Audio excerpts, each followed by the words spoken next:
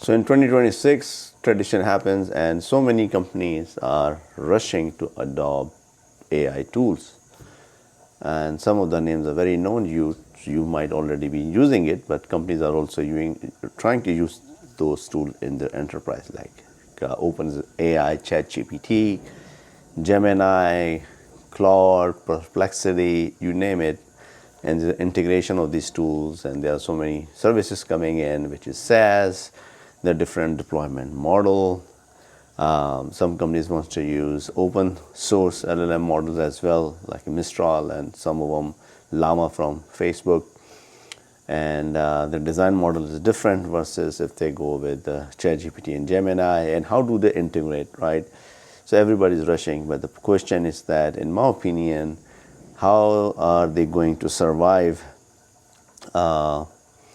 audits, and are they really ready for the audit? So I'm taking some notes, and I don't think so engineering team or the product development team will have the answer to satisfy the requirements of audit, so and be able to answer the auditors. If you have not done any audits, if you have not worked or been to a situation where you had to work with an auditor, that it may be new, but if you're already aware of that, then you know what kind of questions they can ask you. So going through my notes, let's see what those questions can be, and I'll share with you.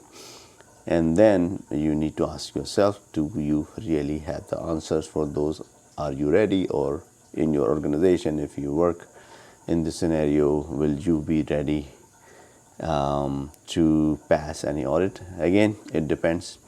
If your products or particular deployment require or need to be audited, because usually if it's in banking, healthcare, financial, these are the requirements, but in mostly smaller environment, this thing does not happen. But if you are on a software side, you're selling the software to those regulated environment, then you may also need to get the audit done and pass those audits to gain businesses. So we'll look at this scenario regardless, and then it can help you today or in the future how this thing work.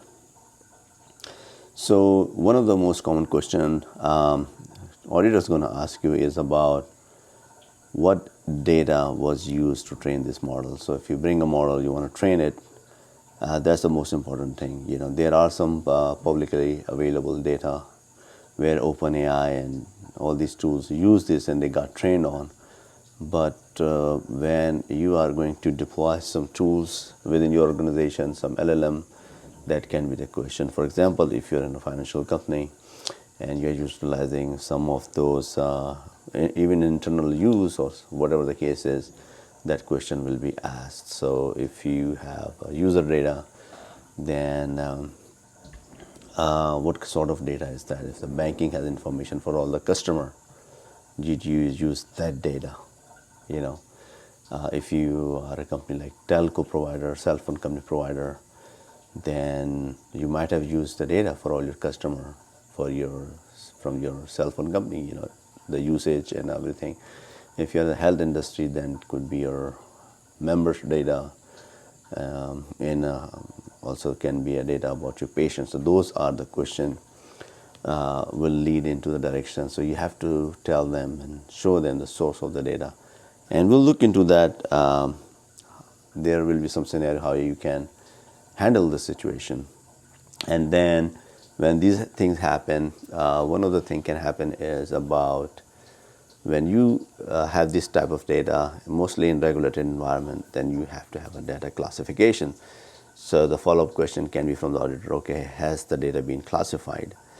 Was it, there are some data classification, secret data, non-secret, those type of data classification where you can share some data, but you cannot share all the data because those kind of things. So data classification has to happen. So for example, PII is one of the data where if you have enough information, you can identify a person. That's called a PII, so you can look it up. So if you have somebody's first name, last name, phone number, home address, you can just literally find that person, right?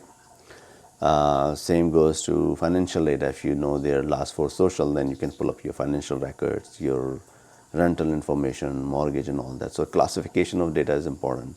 Like that data has to be classified. There is data which does not need any classification.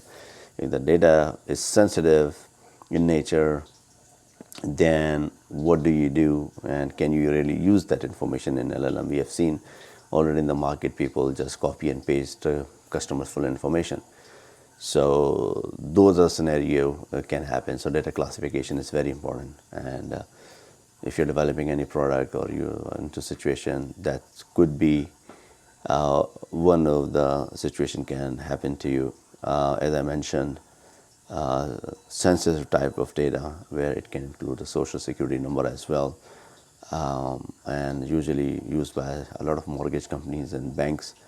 So every regulatory requirement has a different criteria, but idea is that classification has to happen, which I have not seen in many companies. Smaller size companies, they don't have this.